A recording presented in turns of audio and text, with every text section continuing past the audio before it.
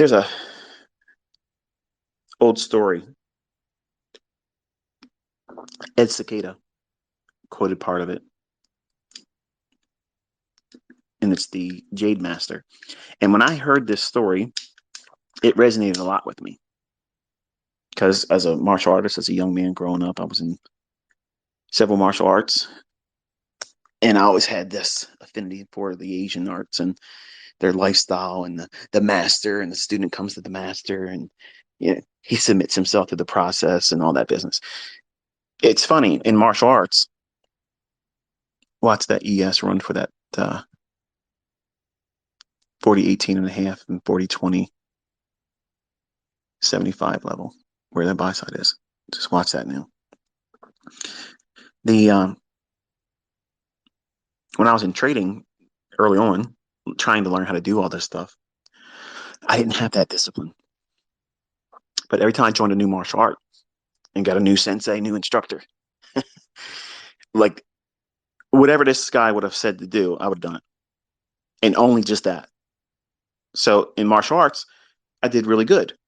My friends, my close friends growing up, my best friend would tell you that, I was pretty good at what I was able to do. But when I tried to learn how to trade, every aspect of discipline, personal responsibility, and just focusing on the things that I'm only supposed to be focusing on right now until that technique is honed to a degree where I know this. Then I can go into trying to learn something else. That's the proper way of doing it. Well, I didn't have that when I first started trading because I was too in a hurry to get out of the rat race. I wanted to stop working for the people I worked for who were taking advantage of me. I knew they were taking advantage of me. They knew that I knew they were taking advantage of me and still gave me nothing extra for working 6 days a week. So I know what it feels like for you. You think that, I'm sitting on this mountain of cash and it's always been like that. No, I came from nothing. And I had to dig in and go through a whole lot of shit to learn discipline. I've not always been disciplined. And you can hear I'm chemically imbalanced. It's real hard for me to maintain a sense of rigid discipline.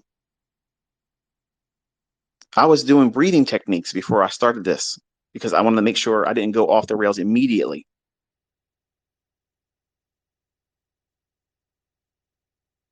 Dealing with the public, and this is why I want you to trust the fact that this is the last time I'm doing this, okay? I don't have the patience to deal with this many personalities and this many personality flaws, weaknesses, frailties, impatience, undisciplined, disrespectful. Those things make it difficult for me or any educator to teach a person that holds them and doesn't want to let go of them. And it's even worse when a student doesn't even recognize that that's what they're holding on to because they want to have it their way. They want to be trained their way. So when you have this story called the Jade Master, I shared it a lot when I was on Twitter before. And I'm sure it was, looked at and dismissed. Oh, what is this guy talking about? This ain't important. Where's the order block stuff? I want to know about that. But I'm not going to read everything line by line. I'm just going to give you a real short version of it. This master of Jade is on the other side of the mountain. This young man, he's doing everything he can to, entertain himself, find his place in the world. And he says, you know what? I'm going to do better in life. I'm going to get a career and I'm going to go be a Jade Master. So I'm going to go to the Jade Master's house and ask him to teach me. So he journeys a long way, gets there, finally gets an answer from the door. This old man comes to the door, says, hello, how can I help you? He says, I want to learn Jade. Jade Master smiles, says, come on in. Invites him into his own home. They sit down. He makes him a cup of tea. They start talking about things that have nothing to do with Jade. But before he gets comfortable in the chair, the old man presses a piece of green stone in his hand and tells him to hold on to it. He starts talking to him about things that the young man feels like this is foolishness, much like many of you do when I'm talking like this, or I'm doing the dry parts of my lectures in video or in Twitter spaces. You zone that out. And what's actually happening is the teacher that knows better, that knows how the student should learn, and also to test the student aptitude, respect, and the ability to follow instructions. He's testing the first thing that's going to fold, which is patience. So he starts talking to him because he came to him for wisdom. So the wisdom, the first ingredient of success is patience. He's going to test this young man. Now, he's came there to learn how to do what? Master Jade. You can't understand how to master Jade until you know what it is. So the young man doesn't even appreciate the fact that he's been placed in a very comfortable setting with a master who has given his time and placed a piece of real jade in his hand. But he thinks he's supposed to be doing something. He came there. He walked a long way. I've watched a lot of your fucking videos, ICT. I have notes. I got notebooks. I got all that shit. Stop talking to me about this dumb shit. Tell me how the market really works. Give me my entry pattern. Give me my setup. Where's my stop loss? How do I know when the fair value gaps stay open? And as soon as the young man's impatience wears thin on his first visit, he says, listen, I came here to learn about Jade. I don't care about the bullshit you're talking about. With all due respect, master, cut the bullshit. Show me how to do Jade. To which the young man waits for this new flood of information. The old man stands up, walks over to him, asks for the stone back, puts it in the tin on the shelf, and tells him to go home. Come back in a week. The young man's like, what the hell just happened here? And he escorts him to the door, and he goes home and spends a week away from him. Week comes back, knocking on the door. Young man greets him at the door. Old man smiles, says, come on in. Once again, places that jade in his hands. And he sits down. He starts talking to him about shit that has nothing to do with jade again. This time, the young man lets him go on a little bit, but then, same impatience, interrupts him. Listen, I don't think you understand. I don't care about the shit you're talking about. I came here to learn about jade. Same thing. Man stands up, asks for the piece of jade back, puts it back in the tin, tells him, go home, come back in a week. Young man does it. Comes back, third week. He sits down. Guy says, listen, grab that broom over there and sweep this area of the house while I tell you about tree frogs. Well, that was it. Guy's like, listen, I don't give a fuck about tree frogs. I didn't come here to clean your fucking house. Here, this is the last time I'm going to ask you. Teach me about jade. Master goes into him, says, hand me the rock, puts it back in the tin, tells him, go home, come back in a week. The guy comes back the next week, frustrated, but now nervous. He doesn't interrupt him. But he says to him, listen, I've listened to all your stories this time and I didn't interrupt you. But I don't feel like I've learned anything about jade. The old man gets up, walks over to another tin on his shelf, reaches in, grabs a rock, and tosses it to the young man. The young man catches it in the air, grabs it. He goes, tell me about that jade. He goes, this isn't jade. And the old man smiles. See, you're learning right now by holding jade. My experience, you can't appreciate it because you can't use it yet. That young man held on to a piece of genuine jade. And the master was teaching him patience and teaching him also the whole time what real jade is in his hand. And the moment he felt that he wasn't learning shit, challenged the man. He submitted to the process, but still had a question of, do I really know anything after doing this? I told myself the whole walk here, every time I went home. Sent home early. Next time I come back here, I'm not going to do it. I'm not going to do it. And this time I submitted to everything you said. I listened to your stories and I still don't feel like I've learned anything about jade. And when he tossed him a rock that was green but wasn't real jade, he knew exactly at that moment he was not holding real jade. So when you're looking at these price charts and I'm talking to you, over time, you're going to know where these moves are really not unfolding and when they're likely to really unfold. You're going to see real jade in the chart. You're going to see it. You're going to identify it. You'll know it's there because you've been holding it every day for months. But so many of you are that impatient young man or young woman, and you want it your way, delivered the way you want to hear it.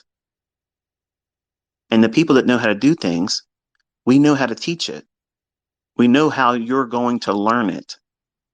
And certain things need to be experienced, not taught in a book, not shown in a video. You have to put your nose in it. You have to handle it. You have to fondle it and feel like, okay, this might work, and then it doesn't work. Okay, I got my hands and eyes all over this, and it doesn't work. What do you feel from that? The story never goes into detail about what that young man was doing with that piece of jade in his hand, but you know damn well he was doing what? He was fidgeting with it. The master knew that. He would be grinding his thumb against that rock, thinking, I want to strangle this old motherfucker. He will not stop talking about fucking tree frogs. This guy won't stop talking about the bullshit in his personal life. We don't care about Michael's personal life. Tell me about order blocks. Tell me about fair value gaps. Tell me what the algorithm's going to do. I'm showing you what the algorithm's going to do. And you're squeezing and grinding your patience against these candlesticks as I'm taking you through it, just like that young man did with his fingers and palms of his hand, probably sweating too, grinding that piece of jade in his hand because his impatience was wearing on him. But all the while he toiled in that impatience, the master knew that he would understand what jade feels like because of that experience. Because that jade master was in that seat before, just like he was. That's how he was taught. And every jade master is taught the same way. And over time, less and less the young man interrupted. That's the abbreviated version of the real jade master. The story is shut the fuck up, show up every day, take notes. You're going to learn what you're going to learn. But you're going to hold yourself up, worrying about shit that has nothing to do with anything. You're learning patience. Tape reading is teaching you patience. It's teaching you how to observe what the algorithm is doing. It's not realistic for you to know what the algorithm is going to do right now. If I tell you every minute fluctuation in price action, it teaches you nothing. It teaches you nothing. It's the equivalent of me giving you signals, setups. You need to find your way in these candlesticks that's going to mean something to you. That's what is the secret to this. You can't just take a ABC 1, 2, 3 pattern, model, approach, system, something that tells you to buy and sell. You can't trust that wholeheartedly. You can't feel good about that. No one can. You can lie to yourself and say, oh, yeah, I could do that as long as it makes money. Bullshit. You're going to have anxiety about the next one. Hope it works like the last one did. Whereas when you understand how to read price action, you dismiss that whole notion of, I hope it does. You don't need it. Hope. You're going to do it wrong. You're going to make a mistake. You're going to read it wrong. You're going to internalize it wrong. But it doesn't undo the central tenets to what makes these markets book price. You made the mistake. You own it. It's the responsibility. It's on you that you made the error. But many of you are showing characteristics that you don't have that capability to be that responsible, that patient, or even aware that you're learning right now, but it doesn't feel like it because you have what? What are you measuring it against? You're thinking that your measurement stick, the measuring stick for your success is getting funded, getting a withdrawal in profits and making money and spending money. getting something that you can spend when you're getting experience right now. You're getting it at a breakneck speed. You're literally getting doused with experience every single day. But because it's coming at you at warp speed, you're again going back to what you came here with, your unrealistic expectations of thinking about you should be learning how to do this in a short period of time. Listen, folks, everybody out there that says you can learn this real fast in 40 days, 80 days, 120 days, a 1 week boot camp, where's all their profitable students at? Where are they at 6 months later? There's a lot of people out there that have taken my content, repackaged it, and they're getting a splash over. Like with anything, sometimes shit works and it's just blind luck. I'm a poster child for that when as a 20-year-old using retail garbage, buying in a market that was already going to go up anyway. That's not skill. But you see them out there parading my students are funded. Look at all these certificates on the fucking wall. How many of those certificates and the holders thereof are still fucking funded 6 months later? That's what I'm trying to produce.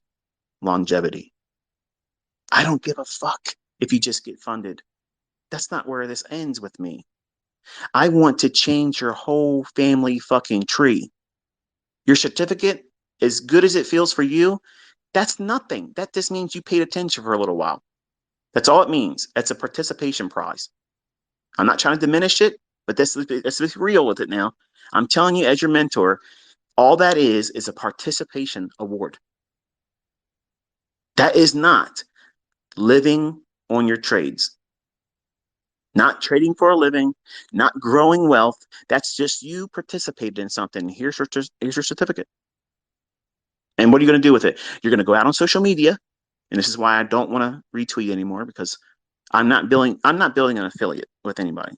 I'm not going to be doing affiliate links with funded accounts. I'm not doing any of that bullshit. Okay. I'm not trying to build a partnership with any company outside of me. It is what it is.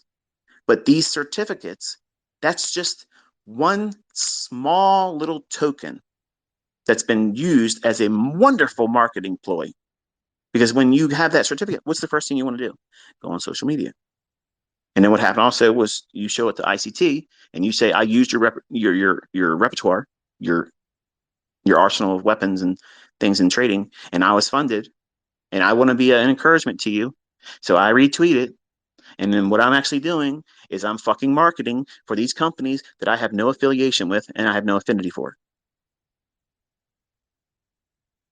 What I want to see is 6 months after I stop in November, I want to see the students that come forward and say, I'm still making money. Here's my proof. Here's my results today. Here's my results for the month. Here's my results for the last 6 months. And when I'll be back here in another year, and I'll show you what I took out at the end of the year. That's the results and receipts I'm working for. I want you to have that.